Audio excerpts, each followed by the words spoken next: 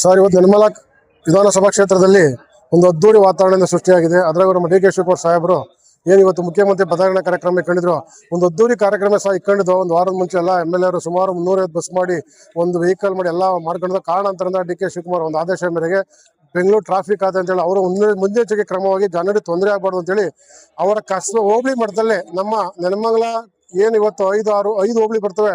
Nelamangala town, ಕಸಬಾ ಹೋಬಳಿ, ತ್ಯಾಮಗೌಡ ಹೋಬಳಿ ಮತ್ತು ಸೋಂಪುರ ಮತ್ತು ಸೋಲೂರು ಏನು ಹೋಬಳಿ ಬರ್ತವೆ. ಆ ಹೋಬಳಿ ಮಳೆಗೆ ಸುಮಾರು ಒಂದೊಂದು ಹೋಬಳಿಗೆ 2 ನಮ್ಮ ಕಸಬಾ ಹೋಬಳಿ ಮಟ್ಟದಲ್ಲಿ ಇವತ್ತು ಸುಮಾರು 2,000 ಜನ ಸೇರಿ ಬೆಳಗಿಂದಲೂ ಸಹ ಉಪಹಾರ ಇವತ್ತು ಒಂದು ಸ್ಕ್ರೀನ್ ವ್ಯವಸ್ಥೆ ಮಾಡಿ ಎಲ್ಲ ಸೆಂಟರ್ ಪಾಯಿಂಟ್ ಮಾಡಿ ಯಾರಿಗೂ ಜನಕ್ಕೆ ತೊಂದರೆ ಆಗಬಾರ್ದು ಅಂತ ಹೇಳಿ ಒಳ್ಳೆ ಪಾಯಿಂಟ್ ಮಾಡಿ ಸ್ಕ್ರೀನ್ ವ್ಯವಸ್ಥೆ ಮಾಡಿ ಇಲ್ಲೇ ಅಧಿವೇಶನ ಏನು ಅವರು ಪದಗ್ರಹಣ ಕಾರ್ಯಕ್ರಮನ ನಡೆಸುವಂಥ ಕಾರ್ಯಕ್ರಮ ನಮ್ಮ MLA ಶ್ರೀನಿವಾಸ್ ಅವರ ಆದೇಶದಂತೆ ಇವತ್ತು ಎಲ್ಲ ಬ್ಲಾಕ್ ಕಮಿಟಿ ಅಧ್ಯಕ್ಷಗಳು ಮತ್ತು ಮುಂಚೂಣಿ ಘಟಕ ಅಧ್ಯಕ್ಷರಂತೆ ಇವತ್ತು ಇಲ್ಲಿ ನೆರವೇರಿಸಿದ್ದೇವೆ.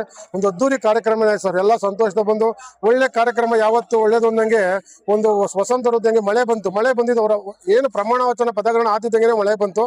ಒಂದು ಶುಭ ಸಂಚೇತನ ಐತೆ ಅವ್ರಿಗೆ. ಒಂದು ಒಳ್ಳೇದಾಗ್ತದೆ, ಮುಂದೆ ಭವಿಷ್ಯನೂ ಸರ್ ಒಳ್ಳೇದಾಗ್ತದೆ.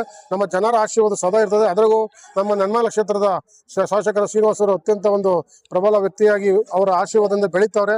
ನಮಗೆ ಯಾವುದೇ ಕಾರ್ಯಕ್ರಮ ಮತ್ತು ಕುಂಠಿತ ಆಗಬಾರ್ದು ಅಂತ ಕಾಮಗಾರಿಗಳಿಗೂ ಅಷ್ಟೇ ಒಂದು ವೇಗವನ್ನು ಕೊಡ್ತಾರೆ ಅಂತ ಒಂದು ಭರವಸೆನೂ ಸಹ ನಮಗೆ ಒಂದು ಮುನ್ಸೂಚನೆ ಐತೆ ಸರ್. ಅದ್ದೂರಿ ಕಾರ್ಯಕ್ರಮ ಎಲ್ಲ ನಮ್ಮ ಮುಖಂಡರು ಭಾಗವಹಿಸಿ ಒಂದು ಕಾರ್ಯಕ್ರಮ ಸಿಹಿ ಹಂಚುವುದರ ಮುಖಾಂತರ ಅದೇ ಥರ ಈಗ ಅನ್ನದಾಸೋಹ ಸಹ ಇಟ್ಕೊಂಡಿದ್ದೀವಿ. ಮಧ್ಯಾಹ್ನ ಸ್ವೀಟ್ ಪದಗ್ರಹಣ ಆದಮೇಲೆ ಸ್ವೀಟು ಸಹ ಹಂಚಿಕೆ ಮಾಡಿ ಎಲ್ಲರ ಕಾರ್ಯಕರ್ತರ ಸಮ್ಮುಖದಲ್ಲಿ ನಮ್ಮ ಕಸಬಾ ಹೋಬಳಿ ಮಟ್ಟದಲ್ಲಿ 7 ಪಂಚಾಯತಿ ಗ್ರಾಮ ಪಂಚಾಯತಿ ಹೊತ್ತಲ್ಲಿ ಒಂದೊಂದು ಹೋಬಳಿ ಮಟ್ಟದಾಗೂ ನಮ್ಮ ಈ ಥರ ಕಾರ್ಯಕ್ರಮ ಅದ್ದೂರಿ ಕಾರ್ಯಕ್ರಮ ನೆಲಮಂಗಲ ವಿಧಾನಸಭಾ ಕ್ಷೇತ್ರದಲ್ಲಿ ಮಾಡ್ತಾ ಇದ್ದೀವಿ ಸರ್.